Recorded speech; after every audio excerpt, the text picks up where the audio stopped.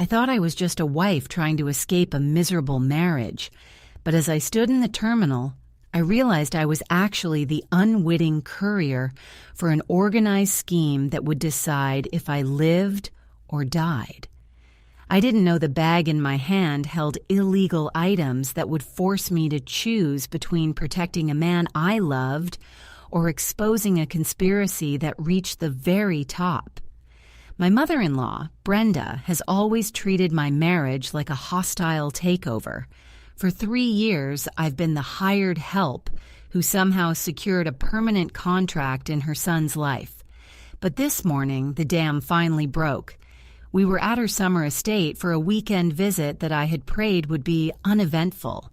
It was anything but. Over brunch, she started on her usual routine, questioning my career choices and making veiled comments about my lack of pedigree. When she looked me dead in the eye and suggested that my husband, Mark, was wasting his potential by settling for someone who didn't come from money, I snapped. I didn't yell. I just pointed out that her own fortune was currently held together by nothing more than vanity and credit lines she couldn't afford. The silence that followed was heavy, suffocating, and absolute. Mark didn't defend me. He didn't say a word. He just stood up, his face pale, grabbed my wrist with a grip that was far tighter than necessary, and practically dragged me out of the dining room. "We're leaving," he hissed, his voice trembling with a strange, frantic energy I had never seen before. "Now! We need to get out of the country." I was reeling. "Mark, what are you talking about? It's just an argument. We can just drive home." "No," he interrupted, pulling his phone out and furiously typing while he shoved me into his SUV. "The flight to Geneva leaves in 4 hours. I've already packed your bags. Don't ask how. Just get in." The drive to the airport was a blur of high-speed maneuvers and Mark constantly checking the rearview mirror. He looked terrified, his eyes darting to every passing sedan. He wouldn't explain. He just kept muttering about cleaning up a mess and how Brenda was only the beginning. I felt like a stranger sitting next to a man I'd shared a bed with for years. Was this a psychotic break? Had he actually done something illegal to get that promotion at his firm? My mind raced, conjuring scenarios of corporate fraud, but his behavior felt much darker, much more dangerous. When we finally skidded to a halt at the international terminal, he didn't even look at me. He tossed my passport into my lap. "Go to the gate.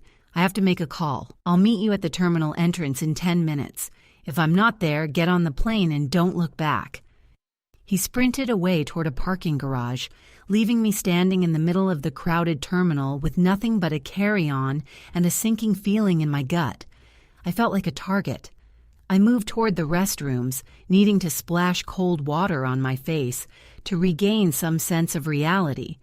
I ducked into the ladies' room, trying to steady my breathing. It was quiet save for the rhythmic swish of a mop against the tiles.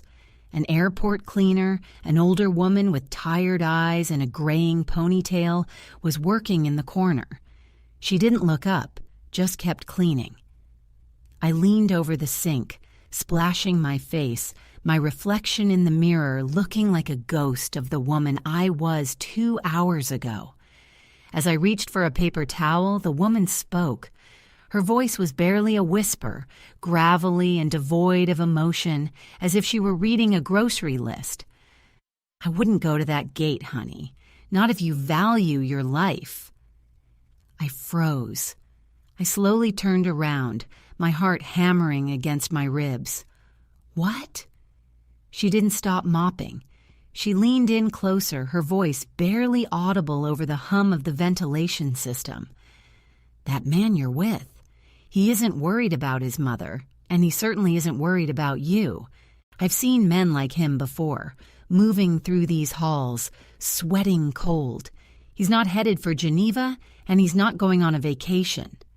She finally looked up, her gaze piercing and weary. They're already waiting for him at the boarding bridge. He's not a husband, dear. He's a courier. And if you walk through those doors with him, you're just the cover for the illegal weapon they've hidden inside your carry-on. The world tilted on its axis. I looked down at my carry-on bag, a sleek leather piece Mark had insisted I use, even going so far as to pack it himself while I was still fuming in the bedroom. I had assumed he was being uncharacteristically helpful, or perhaps trying to apologize for his mother's behavior. Now, the weight of it felt different. It felt heavy with an impossible, cold dread. "You're lying," I whispered, though my voice sounded hollow even to my own ears. I retreated a step, my back hitting the cold tile of the bathroom stall. "You have to be mistaken. He's an analyst. He works in finance." The woman let out a dry, mirthless chuckle and returned to her mop. "Financial analysts don't walk through the terminal with the kind of eyes he has. He's scanning for the service, the internal security team. He's looking for the exit that doesn't have surveillance. If he's not already in the parking garage, he's making a deal to trade you for his own safety. You're not his wife, sweetheart. You're his insurance policy." My pulse was a frantic bird trapped in my chest. My mind flashed back to the way he had gripped my wrist, not as a lover, but as a handler. He hadn't just been rushing to get away from Brenda. He had been rushing to beat a clock I couldn't see. I grabbed my bag and stumbled backward, my heart screaming at me to run, but my legs felt like lead. If she was right, if there was illegal weaponry in this bag, I was already a dead woman walking. I turned and bolted out of the restroom, not heading toward the departure gates, but toward the central concourse. I needed to find a police officer or anyone with a uniform, but the terminal suddenly seemed filled with people who were all looking at me, all waiting to see what I would do. I reached the main corridor and stopped dead. There, standing near a florist stand, was Mark. He wasn't on his phone. He was staring directly at the terminal doors, his face drained of all color. But he wasn't alone. 2 men in dark suits were flanking him, their hands tucked inside their jackets, their posture rigid and unmistakably hostile. They weren't talking to him. They were crowding him, pinning him against the wall of the kiosk. One of the men leaned in close to Mark's ear, and I saw Mark nod, a sharp, defeated movement. I ducked behind a large pillar, my lungs burning. This was the organized scheme the woman had warned me about. These weren't just random thugs. They were professionals. They were part of a network that operated in the shadows, and Mark was clearly in way over his head. But why involve me? Why turn his wife into a mule for an illegal weapon? My phone vibrated in my pocket. A text from an unknown number. I pulled it out with trembling fingers. "Don't go to the gate. Go to the 3rd floor, north exit. If you're seen with the bag, you're part of the trade. Drop it and walk." My skin went ice cold. The text didn't come from Mark. It came from someone who knew exactly where I was. I peeked around the corner. The 2 men had moved away from Mark, letting him walk toward the restrooms, but one of them stopped and looked directly down the hall, straight at the pillar where I was hiding. His eyes narrowed, and he raised his hand to his ear, tapping a small microphone. They knew. They had known the second I entered the terminal. I looked at the carry-on. If I stayed, I was an accomplice. If I ran, I was a target. I heard footsteps approaching, heavy, methodical boots on the polished floor. I realized then that the woman in the restroom hadn't been warning me out of kindness. She had been relaying instructions. And if she was watching, then everyone was watching. I took a deep breath, gripped the handle of the bag, and stepped out from behind the pillar, deciding to play along until I could reach the security desk. I walked with my head down, trying to look like a woman running late for a flight. But as I passed the florist stand, I heard a voice behind me, a voice that made my blood freeze solid. "Going somewhere, darling." I stopped. It wasn't one of the men. It was Brenda. She was standing by the florist, her expression cold and devoid of any maternal warmth, holding a phone to her ear. She smiled, but it didn't reach her eyes. "You really should have listened to him. He tried to get you out before the internal security team arrived. Now it's far too late." The air in the terminal felt thick enough to choke on. Brenda's presence was the missing piece of a puzzle I never wanted to solve. She wasn't just a bitter mother-in-law, she was the architect. As she stepped toward me, her heels clicked with a rhythmic military precision that had no place in an airport lounge. The two men in suits didn't look at her. They stepped back, deferential, as if she were the commander of the entire operation. "Brenda," I managed to choke out, my grip on the handle of the bag turning my knuckles white. "What is this? What have you done to Mark?" She sighed, a sound of genuine disappointment, as if I were a child who had failed a simple test. "Mark was always too soft, too sentimental. He thought he could pull you out of the line of fire, keep his little secret life separate from his little suburban marriage. He didn't realize that in our world, you don't get to have both. The illegal items in that bag aren't for a client, dear. They are the evidence required by the internal security team to make sure he disappears quietly for a very long, very painful amount of time. And you were the perfect distraction." The realization hit me harder than a physical blow. They weren't just using me to carry the bag. They were setting me up to take the fall for a massive criminal charge so Mark would have no choice but to cooperate with them to save me. It was a classic trap, a way to ensure his silence and his service.